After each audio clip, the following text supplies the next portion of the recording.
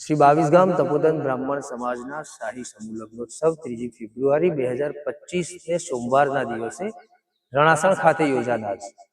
આપ જે જોઈ રહ્યા છો એ સામિયાણામાં સમાજના 13 જેટલા નવદંપતીઓ ગૃહસ્થાશ્રમમાં પગરવમાન છે, સાથે 67 જેટલા બટુકો યજ્ઞોપવિત સંસ્કાર મેળવશે। શ્રી 22 ગામ તપોધન બ્રાહ્મણ સમાજના સમૂહ લગ્નોત્સવ આગામી 3 ફેબ્રુઆરીના રોજ રણાસણ ખાતે યોજાનાર છે। કેવા પ્રકારના આ શાહી સમૂહ લગ્નોત્સવ હશે અને કેવા પ્રકારનું આયોજન હશે તે તમામની વાત સમૂહ લગ્નોત્સવના કન્વીનર દીપકભાઈ રાવલ સાથે કરીશું। કેમ છો દીપકભાઈ? નમસ્કાર।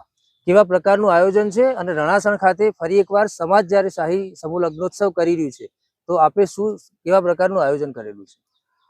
રણાસણ ગામમાં આ લગભગ ચોથી વાર સમાજના સમૂહ લગ્ન અમારા યોજાવા જઈ રહ્યા છે, ત્યારે આ વખતે 13 નવદંપતીઓ અહીંયા પ્રભુતામાં પગલા માંડશે અને 66 બટુકો જે છે એમને યજ્ઞોપવિત અહીંયા આપવાની છે।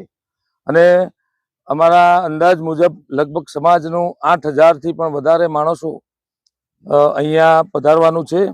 અને સૌપ્રથમ સવારે યજ્ઞોપવિત થશે, એના બાદ નવદંપતીને પ્રભુતામાં પગલા માંડવામાં આવશે અને એના પછી 4 વાગે કન્યા વિદાયનો પ્રોગ્રામ સમારંભ સાથે શાહી સમૂહ લગ્નોત્સવ યોજાવાનો છે।